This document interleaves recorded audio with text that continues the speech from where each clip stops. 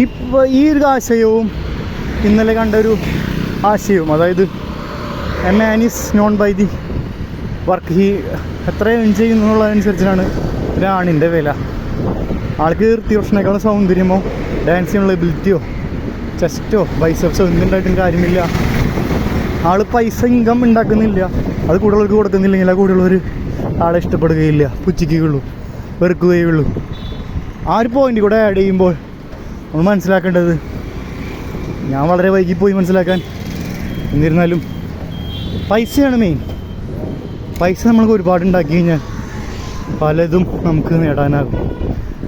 അഭിമാനവും പല കാര്യങ്ങളും. അത് പഴഞ്ചൊല്ല് തന്നെ ഉണ്ട്, മാനം കെട്ടും പണം നേടുകിൽ മാനക്കേടത് പണം മാറ്റിയിടും. അങ്ങനെ എന്തൊരു സംഭവമുണ്ട്. അങ്ങനൊരു വല്ല സത്യാവസ്ഥയല്ലേ. നമ്മൾ പലരെയും പേടിക്കുന്നത് അവരിലുള്ള ആ ഒരു പൈസയുടെ പവറും മസിൽ പവറും. എന്നാലും ന്യായം എന്നുള്ള നീതിന്യായത്തിന് മുമ്പിൽ എല്ലാതും വിഫലമാവുന്ന കാഴ്ചകൾ നമ്മൾ കാണുന്നുണ്ട്.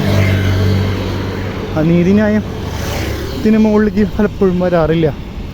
എന്നാലും നിങ്ങളുടെ value decide by your income and your spending to others.